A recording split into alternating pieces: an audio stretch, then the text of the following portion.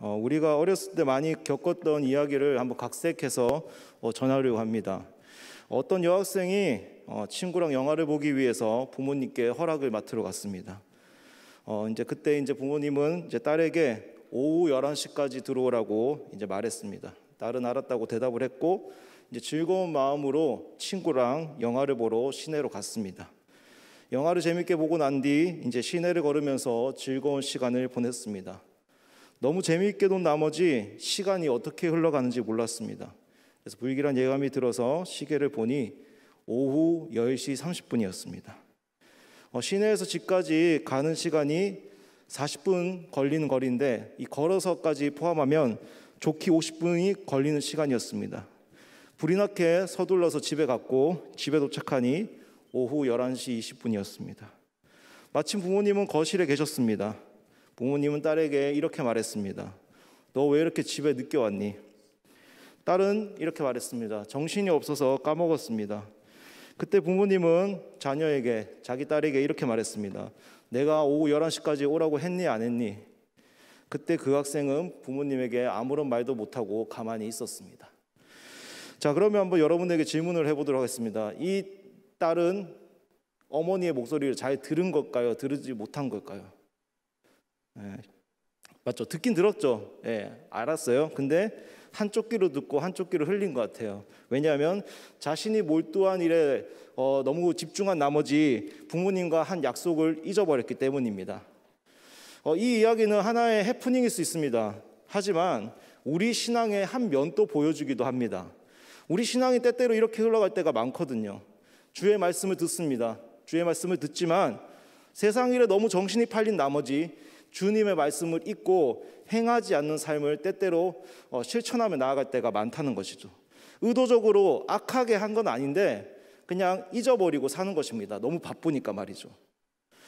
하나님은 이러한 성향을 잘 아셔서 야고보서 1장 22절 말씀 통해서 이렇게 말씀하고 있습니다. 너희는 말씀을 행하는 자가 되고 듣기만 하여 자신을 속이는 자가 되지 말라. 여기서 우리가 집중해야 될 부분은 무엇입니까? 듣기만 하여 자신을 속이는 자입니다. 그러니까 이 사람은 특징이 무엇이냐면 듣기만 하는 삶의 태도랑 습관만 있는 것입니다.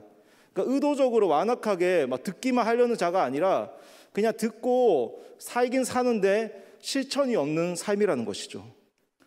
우리도 때때로 이렇게 살 때가 너무 많은 것 같습니다. 주일날 하나님 말씀 잘 듣습니다. 집중해서 듣지만 세상 속에 나아가 직장 일을 하며 나아갈 때 내게 주어진 일에 치일 때 우리는 자연스럽게 하나님 말씀이 나의 삶의 한 구석으로 가버리는 것이죠. 이게 충분히 바쁘면 그럴 수 있습니다. 저도 바빠 보니까 충분히 그럴 수는 있는데 만약에 이런 삶이 늘 습관적으로 반복된다면 그건 굉장히 큰 문제라는 것이죠. 그의 삶을 돋보기로 들여다보면 신앙이, 말씀이 삶에 뿌리 내리지 못하는 삶이 보일 것입니다. 그러니까 이게 습관적으로 그냥 어쩌다가 실수가 아니라 매번 똑같이 이런 삶이 반복된다면 주의 말씀이 자신의 삶에 뿌리 내리지 못한다는 것이죠.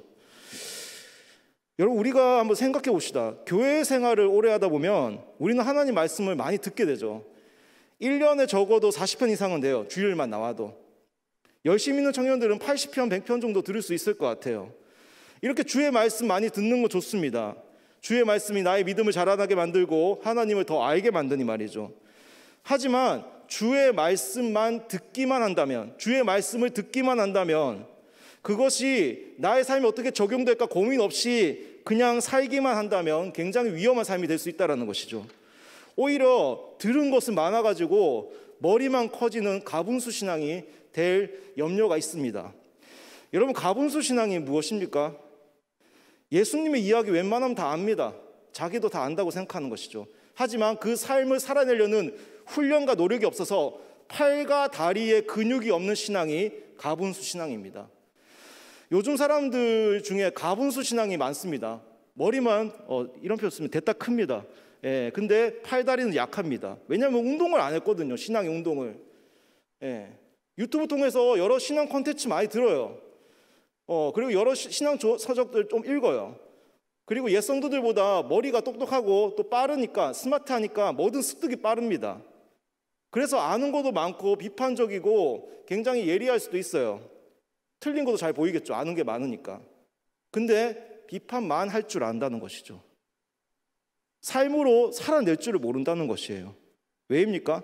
듣기만 하고 머리만 커진 상태에서 신앙 훈련이 결여되어 있기 때문입니다. 저는 그래서 여러분들이 안 그러길 바라요. 저는 개인적으로 교회의 잘못을 지적하거나 비판하려는 사람들에게 저는 이렇게 말하고 싶어요. 그러니까 너부터 그렇게 살아가라고 말이죠. 예. 저도 비판 많이 하고 비난 많이 하는데 저는 목사이기 때문에 그렇게 말할 때도 있지만 웬만하면 안 하려고 노력을 합니다. 여러분, 교회 비판하거나 성생질하는 사람 보면 굉장히 말은 되게 잘해요. 하지만 삶이 없어요. 삶으로 살아내려고 아둥바둥하지 않았기 때문이죠. 그런데 겸손한 사람들 보면요, 교회 안에서 그 사람들 아는 거 많아요. 몰라서 얘기 안 하는 거 아니에요. 충분히 비판할 수 있음에도 불구하고 그 삶을 살아내 보니 힘듦을 아니 그들을 이해하고 받아들이는 거예요. 이 차이인 거예요, 여러분. 저는 청년들이 아는 게 많다고 이제 뭐 새로운 교육자들한테 그렇게 안 했으면 좋겠습니다. 뭐 여러분들이 그렇게 한다는 얘기는 아닌데, 여러분들이 조금 뭐 좀 안다고 뭐 목사님 이런 부분이 틀렸다, 저런 부분이 틀렸다 이렇게 얘기하는 것은 굉장히 안 좋은 행동이에요. 여러분들이 그렇게 하지 않으리라 저는 생각을 해요. 제가 이런 얘기를 왜 하냐면, 이게 설교문에는 적어놓지 않은 얘기인데, 어제 제가 그 고길이 카페를 갔어요. 애들이랑 같이.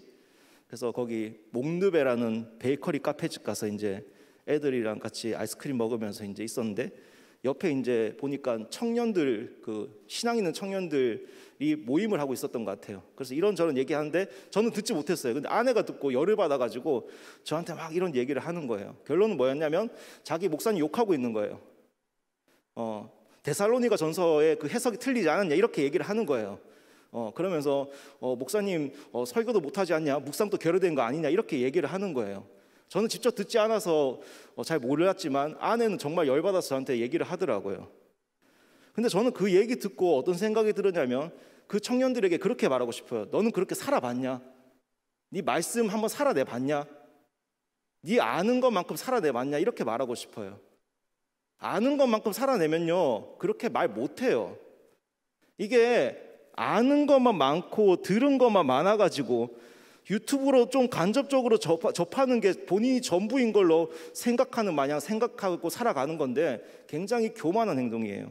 저는 여러분들이 그렇지 않으리라 생각하지만 혹여나 그런 사람들이 있다면 그러지 않기를 바랍니다. 저는 여러분들이 순진하게 살아가라고 뭐 무조건 순종하라고 말하고 있는 것이 아니에요. 교회에는 분명히 잘못된 행태들이 있어요. 그리고 뜯어 고쳐야 될 부분들이 있다는 거 알아요. 하지만 내가 아는 것을 비판하기 전에 먼저 삶으로 살아내 보세요. 그러면 누군가를 비판하기 전에 예수님 말씀처럼 나의 들보를 먼저 보게 되는 것입니다. 우리가 이런 생각을 가져야지 오늘 말씀처럼 자신을 속이는 자가 되지 않는 거예요. 더 나아가 우리는 의도치 않지만 때때로 주일 예배 자리에 왔다, 뭐 하나님 말씀을 들었다라는 마음으로 성도의 본분을 다할 때가 종종 있어요. 그러니까 주일 예배 나왔으니까 이제 된 거예요. 이제 주일 예배 왔으니까 이게 진정한 성도의 의무라고 생각하는 거죠. 물론 틀린 말은 아니에요. 주일 예배 소중하고 드려야 되는 거예요. 오는 거 정말 박수 쳐주고 싶어요. 하지만 성도의 의무가 무엇일까요, 과연? 여러분, 성도의 의무가 무엇일까요? 하나님의 부름받은 백성의 의무가 무엇일까요? 바로 깨진 세상을 예수의 복음으로 수리해가는 사람들이에요. 그러니까 망가진 세상을 예수의 복음으로 온전케 하는 사람들이 바로 성도라는 거예요. 우리는 그래서 복음이 필요한 것이고 아버지의 말씀이 필요한 것이에요. 주일 예배도 중요해요. 왜냐하면 말씀이 있어야지 그렇게 살아낼 수 있으니까. 하지만 우리에게는 이미 임한 하나님 나라를 깨진 세상에 비추어서 그들에게 모델링이 돼줘야 된다는 거예요. 이 세상 가운데서 다름의 표시를 드러내면서 살아가야 된다는 것이에요. 성도는 단지 예배 자리에 나와서 예배 드리는 것이 아니라 삶의 예배까지 지경을 확장하면서 나아가야 돼요. 그러므로 우리는 하나님 말씀 들을 때 심각해져야 되는 거예요. 왜요?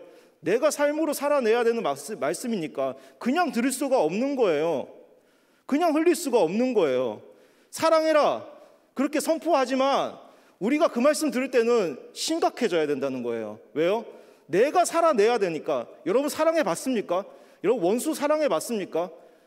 원수 사랑하는 거 진짜 어려워요. 말이 쉽지. 그러니까 심각한 거예요. 왜요? 그 말씀이 우리에게 들릴 때는 우리에게 순종을 바라거든요. 어려운 거예요. 그래서 하나님이 우리에게 계시를 하실 때, 어떤 말씀을 선포하실 때는 그냥 말씀을 선포하는 것에 끝나는 것이 아니라 하나님 말씀에 순종하라는 것까지 포함되어 있다는 것이죠. 그 자리까지 나아오라고 우리에게 명령하는 거예요. 담임 목사님을 통해서 또 청년부 설교를 통해서 말씀을 선포했을 때는 그것을 그냥 그 자리에서 머무는 것이 아니라 그 말씀의 자리까지 나아오라고 우리에게 말하고 있는 거예요. 그러니까 어려운 것이고요. 신앙의 연수가 차면 찰수록 더 어려운 거예요. 왜요? 아는 거 많은 만큼 순종의 범위는 더 넓어지거든요. 그런데 우리가 이런 삶을 살지 않고 듣기만 하고 순종이 없다면 바로 이러한 자죠. 야고보서 1장 23절 24절입니다. 누구든지 말씀을 듣고 행하지 아니하면 그는 거울로 자기의 생긴 얼굴을 보는 사람과 같아서 제 자신을 보고 가서 그 모습이 어떠했는지를 곧 잊어버리거니와. 여러분 하나님 말씀이 우리의 영혼의 거울이라고 생각해 봅시다. 자, 하나님의 말씀 통해서 나의 잘못된 부분을 알았어요. 하지만 곧 잊어버린 자가 바로 이 말씀이라는 것이에요. 때때로 우리도 이렇게 살 때가 많은 것 같아요. 주일날 말씀 듣고 깨달았어요. 아, 내 이렇게 살면 안 되겠다. 하나님 앞에 찬양 부르며 결단하며 눈물 흘리며 나아갔어요. 하지만 실제 일상생활로 나아가 보니까 그 생활에 치이고 내가 할 일에 집중하다 보니까 주의 말씀을 잊어버린 것이에요. 이런 것과 같은 것이죠. 어떤 남자가 머리가 삐쳐나온 것을 고정하기 위해서 잠시 머리핀을 고정했는데 이 출근 시간이 임박해서 그 머리핀을 빼지 않은 채 출근하는 모습과 같은 것이죠. 주변에서 아무도 그 모습을 지적하지 않는다면 그 남자는 다시 집에 왔을 때 거울을 볼 때 자신의 그 핀을 목격하게 될 것입니다. 우리도 마찬가지이지 않을까 싶어요. 하나님의 말씀 듣고 깨달았어요. 그런데 일상 가운데 너무 바빠서 말씀 읽고 일주일 살다가 주일날 예배 와서 그때 보니 내가 그리 살지 못한 거 깨달은 거예요. 그래서 주일날 회개하는 것이죠. 참으로 이러한 모습이 많다는 것입니다. 저도 여러분들을 충분히 이해해요. 왜냐하면 평일날 일하며 나아가는 게 그렇게 쉬운 일은 아니고 일상에 치이다 보면 바쁘고 정신없으니까 말이죠. 하지만 제가 아까 누누이 얘기했지만 이런 삶이 늘 반복된다면 굉장히 위험하다는 것이죠. 여러분 기독교인이 어떤 자입니까? 여러분들이 생각하는 기독교인은 무엇입니까?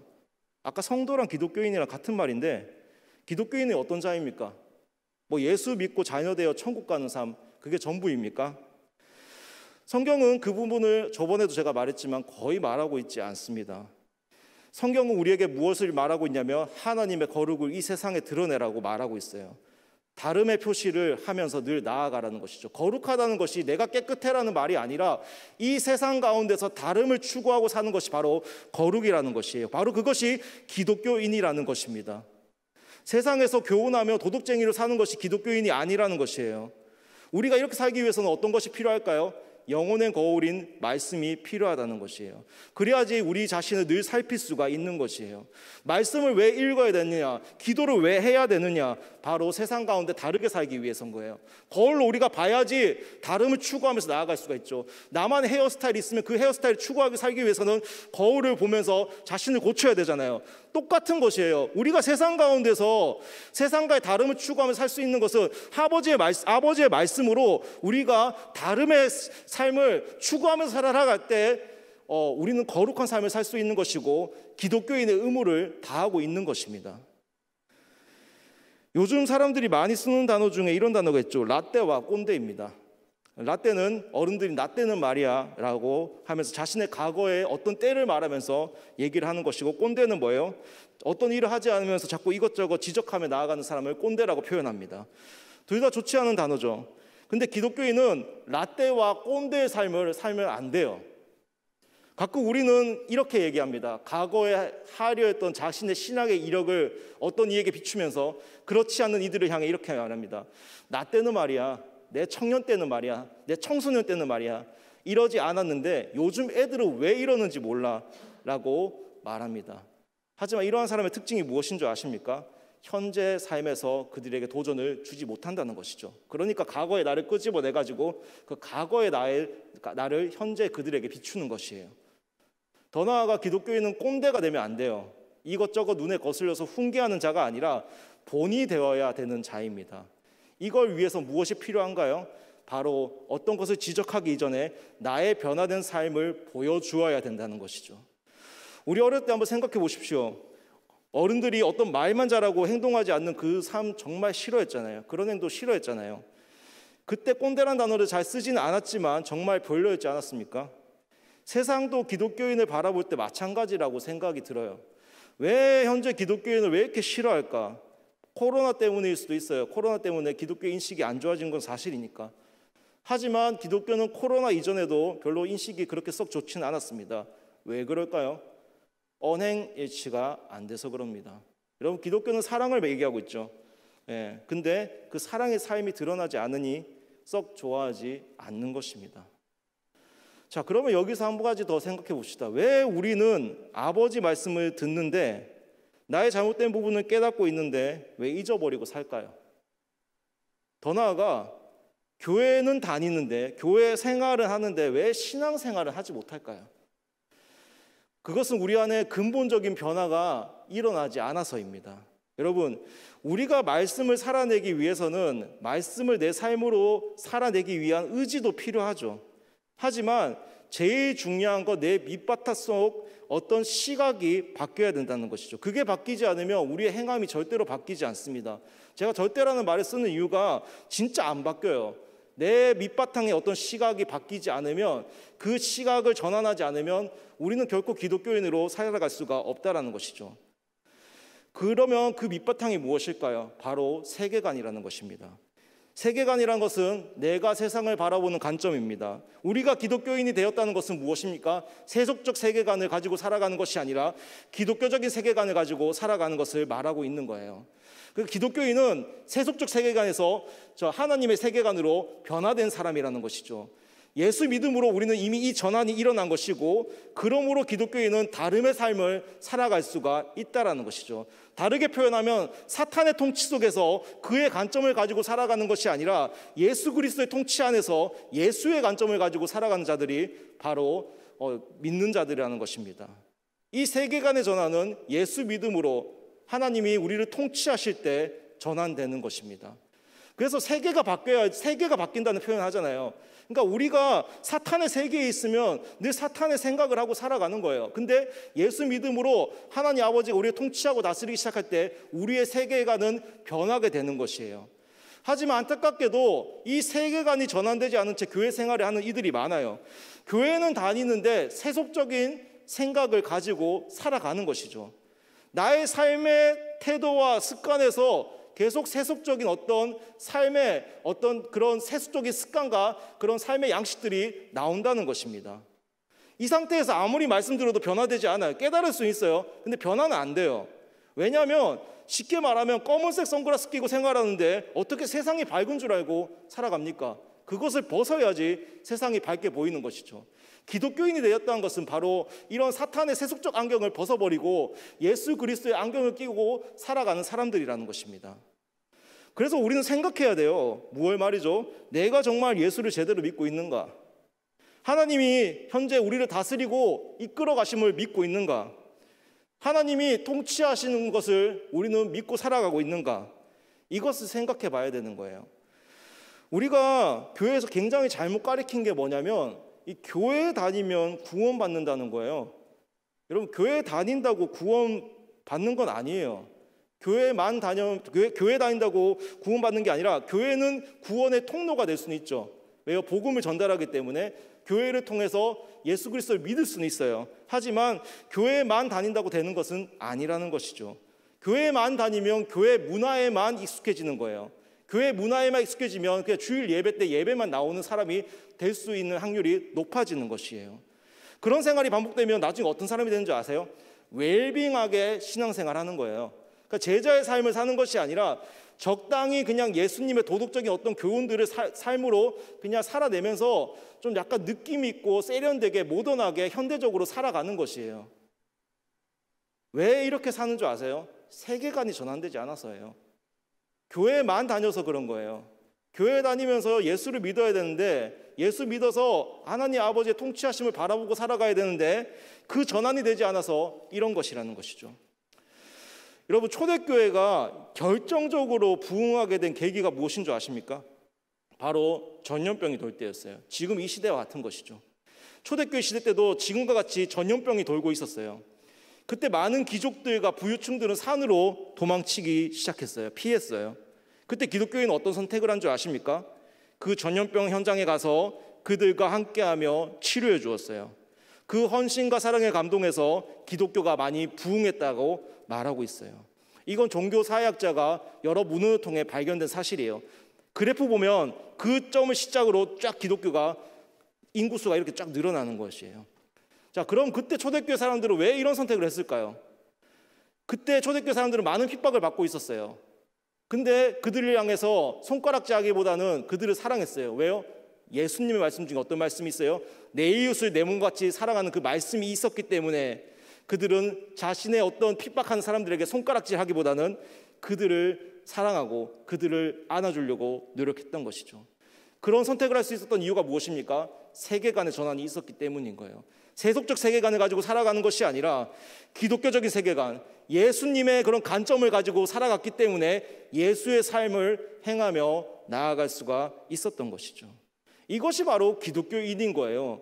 기독교인은 어떤 말만 잘하는 것이 아니라 이렇게 어려운 상황에서 빛을 발하는 사람들이 바로 기독교인이라는 것이죠. 그 빛을 발할 수 있는 원동력이 무엇입니까? 바로 세계관의 전환이라는 것이에요. 왜냐하면 세계관이 전환되지 않으면 여러분 긴박한 순간에 분명히 여러분들은 세속적 방향을 선택하며 나아가요. 사람은 급할 때 본연의 성격이 나오거든요. 저도 마찬가지예요. 저도 아직 인간이 좀 덜 돼가지고 그런가 힘들 때가 많이 있는 것 같아요. 급할 때 내 원래 본성이 나올 때가 많은데 그러지 않으려고 부단히 노력을 하면서 살아가고 있는 것 같아요. 자, 그래서 여러분들은 정말 거울로 나 자신만 보는 자가 되지 않기 원합니다. 그러기 위해서는 무엇이 필요합니까? 이 세상을 바라보는 관점을 전환해야 되는 것이죠. 나의 가치에서 세속적 가치를 빼고 하나님의 말씀의 가치인 것을 내 삶의 뿌리를 내려야 되는 것이에요. 그래야지 우리 자신을 속이지 않는 자가 되는 것입니다. 여러분, 믿음을 비유로 표현하면 이렇습니다. 나의 마음을 땅이라고 표현하고 하나님의 말씀을 씨앗으로 표현하면 나의 마음인 땅에 하나님 말씀이 심기는 것이 바로 믿음이라는 것이죠. 믿음이라는 것은 그냥 굳건히 믿습니다 이게 아니라 하나님 말씀을 받아들이고 그렇게 살아가는 것이 믿음이라는 것이죠. 야고보서 1장 21절 하반절 말씀에 이렇게 말하고 있죠. 온유한 마음으로 여러분 속에 심어주신 말씀을 받아들여야 합니다. 여기서 온유함으로 받아들이는 말은 무엇이냐면 잘 보존하고 가꾸라는 것이죠. 여러분, 우리에게는 하나님 말씀이 심겨져 있어요. 그걸 하나님이 어떻게 명령하고 있어요? 보호하고 가꾸라는 것이죠. 그럼 자연의 씨앗은 어떤 결과를 맺습니까? 열매의 결과를 맺으며 나아가는 것이죠. 그 열매가 바로 우리의 행함이라는 것이죠. 그러니 우리 안에 하나님 말씀이 심겨져 있으면 그 말씀에 의한 행동을 하며 나아가게 되어 있다는 것이죠. 이것이 하나님이 우리를 향한 계획이라는 것이죠. 자라남은 말씀을 통해 일어나게 되어 있다는 것이죠. 하나님 말씀에는 자라나는 DNA가 있기 때문인 거죠. 물을 잘 줘서가 중요한 게 아니라 뭐예요? 그 씨앗 안에 자라나는 DNA가 있기 때문에 자라날 수가 있다는 것이죠. 다만 중요한 것이 무엇입니까? 잘 보존하고 가꿔야 되는 것이죠. 물 안 주고 가꾸지 않으면 아무리 좋은 씨앗이라도 싹을 틔울 수가 없다라는 것이죠. 예수님의 생수를 공급해야지, 성령 안에서 좋은 환경을 보존해야지 우리가 씨앗이 새싹이 되고 나무가 되어서 열매를 맺으며 나아갈 수가 있다라는 것이죠. 그러니 기독교인은 이걸 잘해야 돼요. 뭐냐면 세상 풍파 가운데 세상의 여러 가지 악천후 속에서 우리에게 심겨진 말씀을 잘 보존하고 가꾸어야 된다는 것이죠. 그때 여러분들은 분명히 자라나게 되어 있다는 것이죠.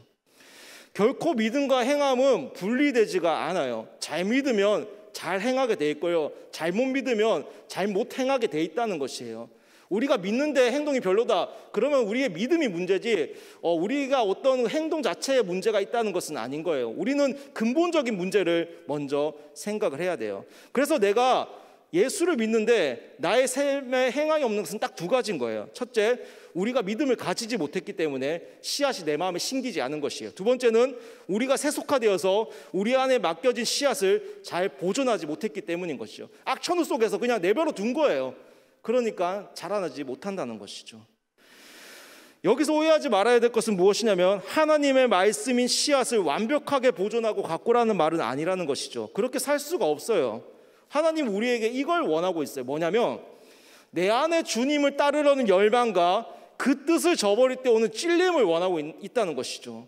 우리 안에 예수님의 선한 양심이 숨쉬고 있는지를 물어보고 있는 거예요. 내가 잠시 곁길로 딴 길로 갔을 때 찔림이 있는지, 정말 내가 예수님의 뜻대로 살지 못했을 때 그 나를 바라보는 그런 자기 인식이 있는지를 예수님은 우리에게 원하고 있다라는 것입니다.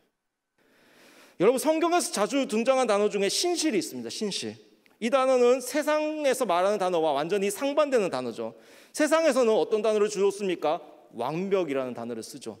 그래서 무슨 일인지 완벽하게 하려고 합니다. 그 완벽함을 통해 세상 사람들은 하나님의 위치에, 신의 위치에 올라가려고 하는 것이죠. 옛날에는 왕이 완벽함을 통해서 신의 위치에 올라갔고요. 요즘에는 남들보다 자기가 더 누림을 통해서 신의 위치에 올라가려고 하는 것이죠. 그 완벽함을 통해서 말이죠. 그리고 우리도 이 세상을 살아가면서 완벽이라는 단어로 서로가 서로를 몰아붙이며 살아가는 것이죠. 누가 더 완벽한가? 이것을 보면서 도토리 키재기하면서 나아가고 있다라는 것이죠. 우리가 그렇게 살기 싫은데 그렇게 살아가는 이유는 무엇이냐면 내가 그렇게 살지 않으면 내가 속한 그룹에서 낙오자가 되기 때문에, 욕먹거나 그럴 수 있기 때문에 우리는 내가 완벽주의자가 아니더라도 세상 속에서 완벽히 행하려고 노력을 하는 것이죠. 그러니까 스트레스 받고 힘들고 먹고 살기 힘들다는 말이 우리 입에서 나온다는 것입니다.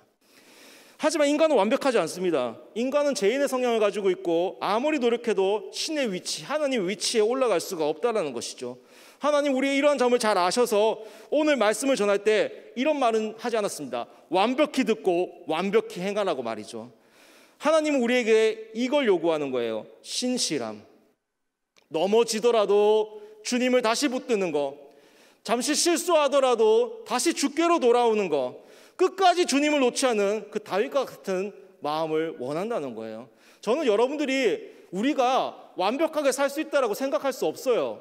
하지만 우리는 그래야 되는 거예요. 실패하더라도, 실수하더라도, 정말 힘들더라도 정말 아버지의 말씀으로 인해서 다시 일어서는 그런 것들이 필요하다는 거예요. 하나님은 그래서 우리에게 이렇게 명령을 하는 거예요. 너 예수님 몸 받아서 그렇게 신실하게 살아가라고 말이죠. 하나님 우리에게 이걸 원하는 거예요. 그런데 몇몇 청년 중에 이런 생각을 하는 청년들이 있을지 몰라요. 아버지 뜻대로 살면 나의 삶이 자유롭지 않고 뭔가 속박된 삶을 살 것이라고 말이죠. 특히 청년 시기에는 이런 생각이 강하리라 생각이 들어요. 저도 20대 때 이런 생각을 좀 한 것 같아요.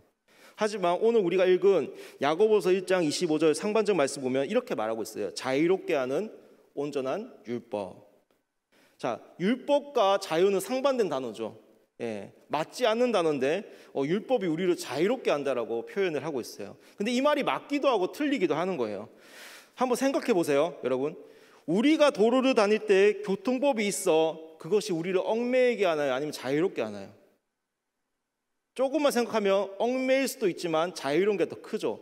만약에 도로에 교통법이 없다고 생각을 해보세요. 도로는 아수라장이 될 거예요. 하지만 일정한 규칙을 정해놓고 왼쪽은 왼쪽 차선에, 오른쪽은 오른쪽 차선으로 갈 수 있는 규정이 있기 때문에, 신호가 우리를 제재하기 때문에 그 안에서 우리는 자유롭게 생활하며 운전하며 나아갈 수가 있다는 것이죠. 하지만 일정 사고를 방지하기 위해 부분적 자유를 뺐기 때문에 얽매일 수도 있다는 것이죠. 자유롭기도 하나 얽매일 수도 있다는 것이죠. 여러분, 하나님 말씀도 이와 같은 것 같아요. 우리에게 하나님 말씀 없는 삶은 도로를 다닐 때 교통법이 없는 삶과 같은 것이에요. 되게 자유로운 것 같아 보이죠. 하지만 불안감을 가지고 살아가는 것이죠.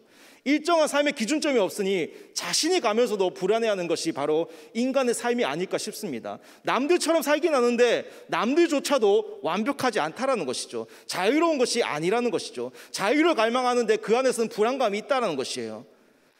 인간의 삶에는 분명히 목적이 분명해야 되는데 남들처럼만 사니까 그 목적이 분명하겠습니까? 그리고 더 나아가서 우리 인생의 앞길은 잘 모릅니다. 내일 일이 우리가 어떻게 펼쳐질지 잘 몰라요. 계획은 할 수 있지만 우리 뜻대로 되지 않는다는 것이죠. 그래서 하나님 말씀 없는 삶은 어찌 보면 도로법이 없는 도로를 다니면서 불안감에 휩싸이며 사는 모습과 같은 것이에요. 하나님이 이런 우리의 상황을 아시고 우리 삶의 도로법을 제정해 놓으셨는데 그것이 바로 하나님의 말씀이라는 것이죠. 하나님의 말씀이 우리 삶의 규칙을 정해주고 어떻게 살아가야 되는지, 어떻게 올바르게 살 수 있는지 그 다름의 길을 우리에게 제시해주고 있다는 것이죠. 그러므로 우리 안에 하나님의 법인 말씀이 있으면 어느 정도 불안감과 두려움에서 해방될 수가 있다는 것이죠. 물론 순간순간에 그 두려움과 그런 어두움이 있을 수가 있어요. 왜냐하면 나의 상황과 현실은 늘 변칙적이거든요. 하지만 우리가 그런 삶 내려놓고, 우리가 그런 환경들 다 내려놓고 아버지 말씀을 믿으며 나아갈 때 우리는 불안함과 두려움에서 벗어날 수가 있다는 것이죠. 왜요? 하나님이 우리를 통치하고 다스림을 알고 있기 때문입니다. 주의 주권이 우리에게 있음을 알기 때문인 거죠. 그래서 우리는 하나님을 믿으며 나아갈 수가 있는 것입니다. 그래서 예수님이 우리에게 이런 말을 한 거예요. 진리를 알지니 진리가 너희를 자유롭게 하리라. 여러분, 야고보서 1장 25절 말씀 다시 보면 자유롭게 하는 온전한 율법을 듣고 잊어버린 자가 아니요 실천하는 자니 이 사람은 그 행하는 일에 복을 받으리라 말씀하고 있어요. 이것을 좀 새로운 번역으로 한번 읽어보면 좋을 것 같은데 한번 같이 읽어볼까요? 좋은 번역이라서 그런 거예요. 다시 읽어볼게요. 시작. 그러나 완전한 자유의 율법을 들여다보고 간직하는 사람, 듣고 잊어버리지 않으며 그대로 실행하는 사람, 그런 사람은 그 실행으로 복을 받습니다. 여러분, 우리가 주의 깊게 생각해야 될 부분이 무엇입니까? 자유의 율법을 들여다보고 간직하는 사람이라는 것이죠. 거울만 보고 자신의 모습을 잊는 자가 아니라 우리를 자유롭게 하는 그 온전한 율법을 간직하는 사람, 잊어버리지 않고 그대로 실행하는 사람은 이 세상에서 다르게 살 수 있다는 것이죠. 그래서 주의 말씀 들여다보는 것 중요합니다. 듣는 것도 중요하지만 더 중요한 것이 무엇입니까? 잘 간직해야 된다는 것이에요. 그것을 간직해서 잘 살아내야 된다는 것이죠. 실행하는 것이 중요하다는 것이죠. 그게 정말 중요하다는 것입니다. 그러니 청년 여러분, 하나님 말씀이 내 삶에 뿌리 내릴 수 있도록 잘 간직하십시오. 그리고 하나님 말씀 잊어버리지 마시고 내 삶으로 실행하십시오. 그러면 여러분들은 복을 얻을 것입니다. 왜요? 그 말씀으로 창조 세계를 회복해 나가고 있기 때문입니다. 여러분들이 저는 그 복을 이루기 원해요.